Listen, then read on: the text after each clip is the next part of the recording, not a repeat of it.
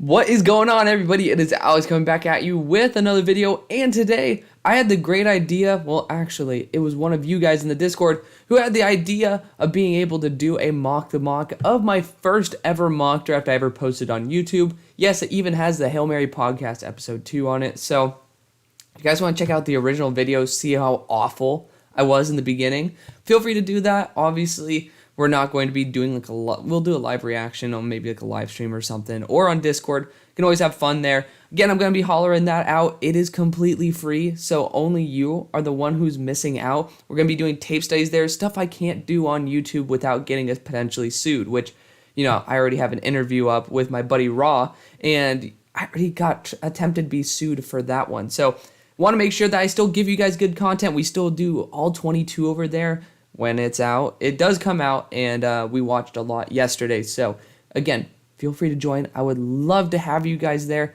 I really just want to promote it because you really aren't losing anything. We have over 200 members there. It is awesome. It's a great community. Got some 3 great mods, actually 4, if Henry ever comes back. But we have 4 mods over there who make sure everything is all right in order. We don't have a bunch of crazy stuff going on. So it's a good community. You have great people there, and you get to watch football. Please join. Again, it's completely free, and we're going to be doing a fan mock draft there after my finals over the next week and a half. So please just join. You can also talk to me at any time there. Let's get right into the video. I know that this is not going to be something that has a crazy retention rate because of the fact that, you know, it's just this type of video, and I understand that. I just wanted to have something fun for a good Sunday.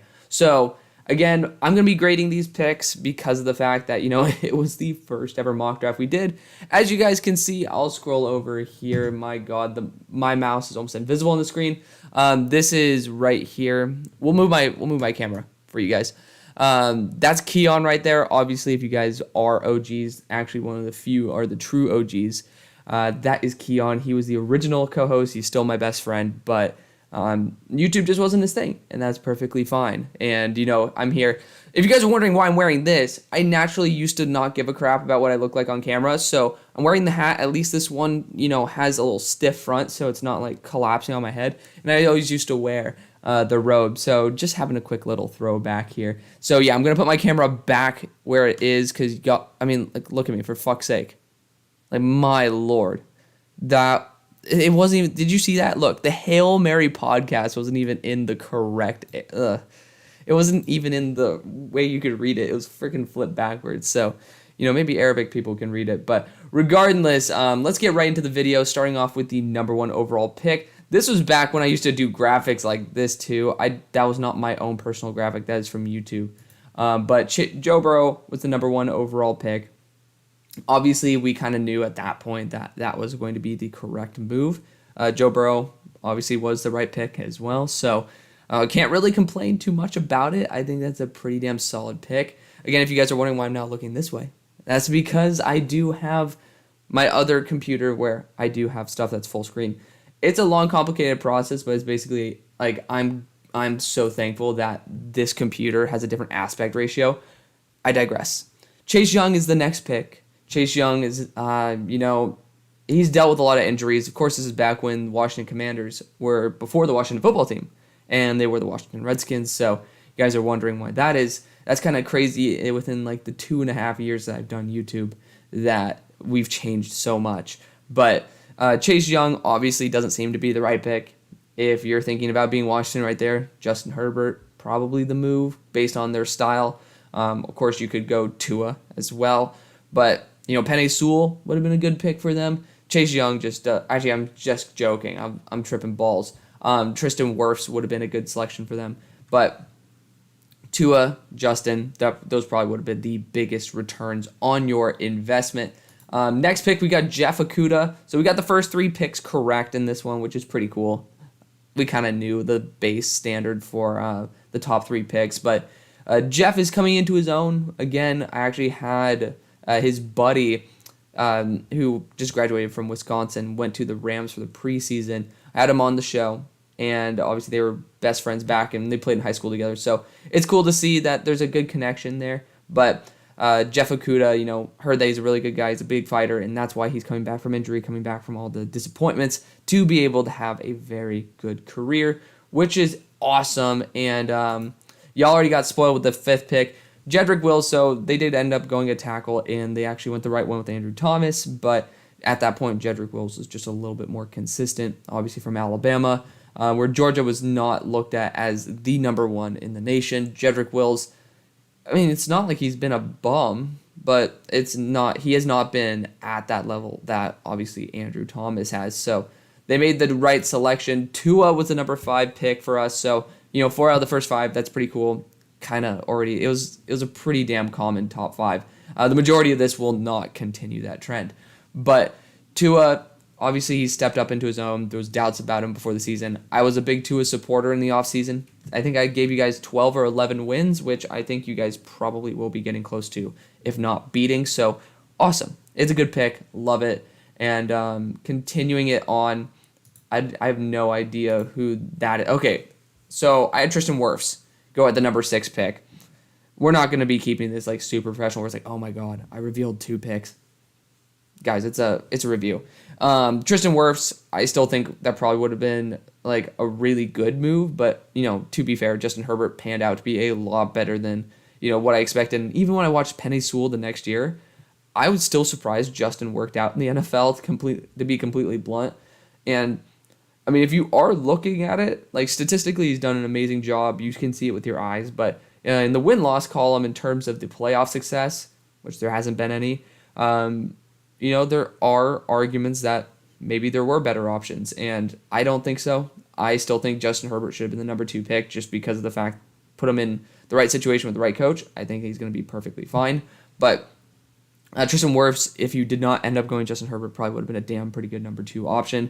Isaiah Simmons, we know, has just been like we knew he was going to be boom or bust. It was a guy who was like 6'4" and ran like in the 4.3s, who could play safety, could play linebacker, could play damn corner. So, he definitely his story's not over. So I want to emphasize that his story is not over, but I do think that he would have worked a lot better here in Carolina.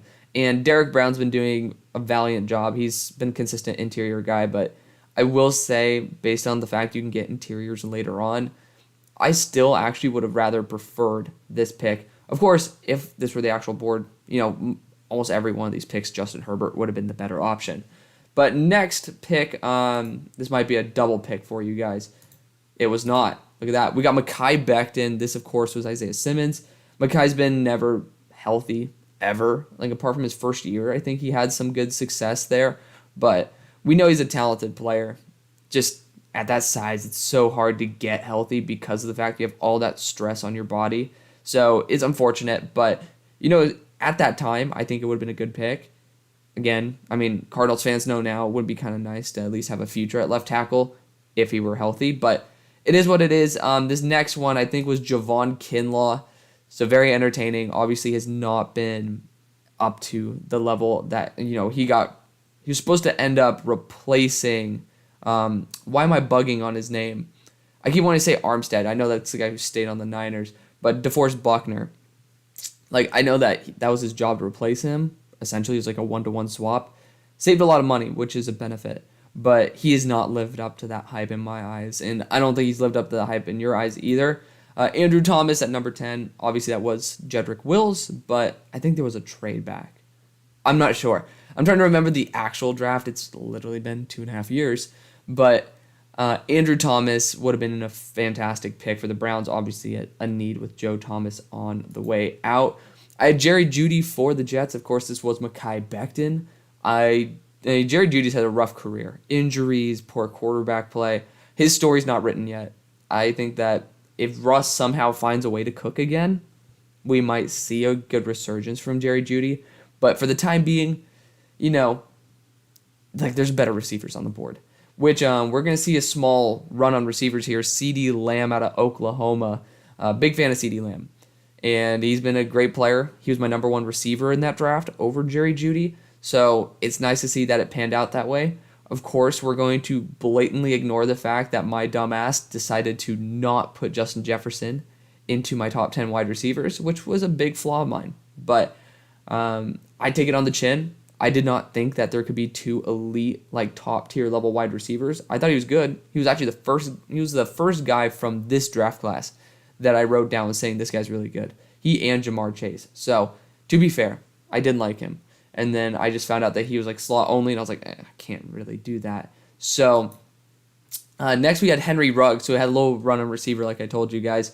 My logic here was, because of the fact they just got beat in the Super Bowl by Tyreek Hill, they kind of want to counter back by getting what they lost to. Of course, this ended up being, they ended up having, I believe, 2 first-round picks and getting Ayuk as well in this draft. I believe this is the right draft for it. But regardless, Henry Ruggs, issues aside, had a lot of talent, had some great flashes, would have been a really good Niner. I think Ayuk is even better value, but, it is what it is. Henry Ruggs, again, it's really the off-field stuff that really fucked him over. Josh Jones, for you Arizona Cardinals fans, I was a big fan of Josh Jones. Good, consistent starter year after year after year. Fell to the 3rd round. No one knew why, but you guys will continue to see a very consistent theme. I like to take tackles in the 1st, especially ones that are not probably going in the 1st. But Josh Jones, phenomenal talent. I still think that he can end up playing and starting at a tackle position in the NFL. I don't think that his story is written either. So if that were the case, I know they actually went after Tristan Wirfs. I think that'd be a great option. C.J. Henderson, I think, would be a great fit. Obviously, the former number 9 overall pick who got traded away to Carolina for, I believe, a 3rd rounder. So C.J. Henderson's a great player. I think he has all the talent in the world. Has not fully put it together, but you saw even in that first game versus Phillip Rivers, he has talent, right? So we'll see if he's pretty much crippled his career, but again, really good athlete, really good size, and he's proven to have production as well. Florida corners are just very hit or miss, and I'm just hoping that he has a Jeff Okudah story arc and gets back on the saddle again. Derek Brown obviously was taken far earlier. Marlon Davidson, I believe, was taken by the Falcons in the next round, so they still went after an Auburn interior defensive lineman, just not here. A.J. Terrell obviously was the correct pick. Christian Fulton was the selection for the Cowboys. Obviously, this ended up being CeeDee Lamb because they decided to give the Eagles a middle finger, and we're like, you're not getting CeeDee Lamb, and somehow the Eagles messed up having Justin Jefferson go to their lap. We'll talk about that soon. But Christian Fulton, he's been a starter for multiple years. I mean, it still would have been valuable to a team that desperately needed it. But CeeDee Lamb, since he's not on the board, obviously not available, but would have been probably the better pick. Jeff Gladney, rest in peace, and Kayvon Chason. Kayvon just has not hit his stride in the NFL. We all knew that he had a lot of potential, but usually with reward comes a lot of risk. And unfortunately, so far he has not panned out and has not hit the reward style. He's more so hitting that floor of just a really athletic edge rusher that, just can't put it together. Again, rest in peace, Jeff Gladney. He's not with us anymore, but, for his time in the NFL, he did all right. He was not a very talented corner, obviously. I believe he went to Minnesota late in the 1st, and he just didn't perform at the level that he should have. That's why he went to the Cardinals, and then, shit happens. Next, Xavier McKinney, who's been a consistent starter there for the Giants. He's just a consistent dude. I think that still would have been a solid pick. I don't know if this was the draft with Andre Sisco. I think that was the next year, but safety definitely still was a concern. Xavier McKinney has just been super consistent. I think it's perfectly fine to say that wouldn't have been a very bad pick. Of course, that was the Kayvon Chason pick, so it would have been better than that pick in my eyes. Yeah. So obviously Keon is a huge Eagles fan, and he made sure that this was the pick. I wasn't as high on Justin Jefferson, mainly by the fact that he was a slot wide receiver, and Jamar Chase looked measurably better. And of course, that's my fault. And that was like my biggest draft miss at the beginning. I still like Justin Jefferson, still a big fan, but comparatively, not nearly the way I should have. But Justin Jefferson, really damn good wide receiver. Obviously, the Eagles, if they got Justin Jefferson, there's a phrase, it's okay, Justin Jefferson cost them 2 firsts and Jalen Reagor. So it was Jalen Reagor, and then they had to get Devontae Smith to cover for it, versus they could have went Justin Jefferson and then ended up with Micah Parsons or something else. So that's a little bit of a nut kicker there, but I'm pretty sure the Eagles are happy with where they are right now. Again, that's like one of the big messages, is that even if you fuck up big time by not getting someone like Justin Jefferson, you can still be at the top of the NFL. Just because you make one mistake doesn't mean you can't correct it over time. And this is a great example of that, and it's one that we're living right now. The fact that sometimes it's okay to admit that you messed up, but it's in the past. It's called a sunk cost. You can't change it. And Howie's done an amazing job pivoting and making the team an amazing franchise. Cesar Ruiz he's starting to hit his stride now, which is great because he had a really freaking rough start to his career. I think Garrett Bradbury it might have been the next draft where Garrett Bradbury was part of it, but Cesar Ruiz, he plays guard, plays center. I like that versatility. Would have been a good addition because obviously the next year they went after Wyatt Davis to hopefully fill that guard role. Justin Jefferson was the pick. So pretty damn happy with that in real life. Justin Herbert ended up falling to 23 here. Again, a very risky quarterback with a big arm. At that point in my scouting career, which was, I think, like 3 weeks at this point, you see a quarterback that makes a lot of mistakes and you start getting a little bit concerned. Obviously, I did hit on some guys like Tyler Huntley. I was a big fan of him, but I did not like Jordan Love either. So that's, I guess, a big plus. But, Jordan Love's been doing fine now, and as he should after sitting behind Aaron Rodgers for 3 years. But Justin Herbert, I even watched him and I was like, man, shoot, I don't really understand how to process this guy. He's making some crazy throws, but he's sometimes missing, sometimes making the wrong throw. God only knows how he stepped into the NFL and ended up dominating day one. I don't know. But he's been doing a phenomenal job. Obviously, I think the Patriots would be pretty damn happy with this pick. I forgot which pick this was exactly. Oh, it was Isaiah. No, it wasn't Isaiah Wilson. The year before, I think they drafted Isaiah Wynn out of Georgia. I'm forgetting which guy this was, though. I'm tripping. So we'll check that, obviously, in due time. But we'll see what I graded these guys to. Kenneth Murray was next. I think a linebacker wouldn't have been bad. Obviously, it was Cesar Ruiz. So I think Cesar Ruiz performed better than Kenneth Murray in his career. Of course, that could just be the Chargers never being able to hit on a linebacker. It does happen. Noah Igbenogany has been, he was taken one pick earlier than where he actually was picked in the NFL draft, or a couple spots earlier. I know that there were some trades in this range here. Was that right? The Patriots didn't draft at 23 because I think that was where the Packers traded up. I don't know. Regardless, Noah Igbenogany, he just hasn't been able to put it together again. He popped off on tape to me, man. Even after the fact, I thought that he was really talented. Again, sometimes corners take some time to develop, but it's a little bit tough to say he's going to continue it when you've had Byron Jones as well as Xavier Howard as your mentors, and you're still not there yet. So, very unfortunate. Matt Peart, I was a big fan of him thanks to that franchise guy. He obviously pointed out Matt Peart before I ever got to see him.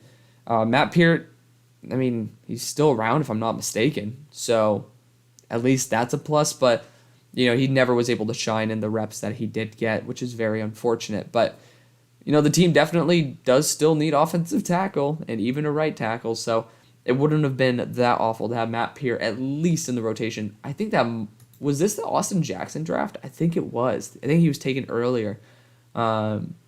Regardless, I digress. Ezra Cleveland was my next pick. Obviously, that would have been a huge whiff. I don't even know if Ezra's on a roster. I know he might be a guard tackle hybrid. I remember he was actually having some success there for Minnesota, which is great. I do love seeing offensive linemen have a longer career. Obviously, Patrick Queen ended up being the Ravens pick because you can use logic for the Ravens. They'll probably take it. 29, I think this was AJ Epinesa, and it was. He's just been a consistent dude there. I think he's on the Bills right now. He's just chilling, doing his thing. Just going to be a rotational edge rusher, which, that was probably going to be his role anyway. A late first sometimes just does not get to be a starter consistently in the NFL, and that's okay. And AJ Epinesa, he'll probably get a second contract with another team, and then that is perfectly fine. Of course, Jalen Reagor. I was never high on Jalen Reagor. I felt the pressure to be high on Jalen Reagor, but Jalen Reagor, he's a good guy. He's a good competitor. Just doesn't look like he's going to be very much in the NFL. and that's a bit unfortunate. Again, I really want the best for him. But the last 2 picks, they're right down here. Isaiah Wilson, that would have been a huge, I mean, obviously we all thought that he was a huge bust anyways. And then Jalen Johnson, which was one of my favorite corners in the draft, ended up being a star for the Bears and is their number 1 corner. So that's great. So that's going to be the video, guys. Obviously, it's really cool just to look back and at least, like, hell, here, we'll move my camera again just so you guys can see all this crap. Like, literally looking at just the production, which, to be fair, I just switched to OBS literally this year. So it wasn't very different for the majority of the show. But I wanted to make sure, like, you get the higher-end mic, get the higher-end PC. Want to make sure that you guys get the best content. So I'm glad that it's evolved from this, but it's sometimes just cool to be able to check out where your roots came from. So that's going to be video, guys. Thank you guys so much for watching, always supporting. You guys really are true heroes to me because, again, I couldn't do this without you. Please join the Discord. I do love talking to you guys there. And, again, you're the only one kicking yourself. You're the only one losing out by not being there because it's perfectly free. Everybody else charges for it. I don't. I could really give a rat's ass about the money. So, again, thank you guys for supporting and watching as always. See you on the far side. Peace.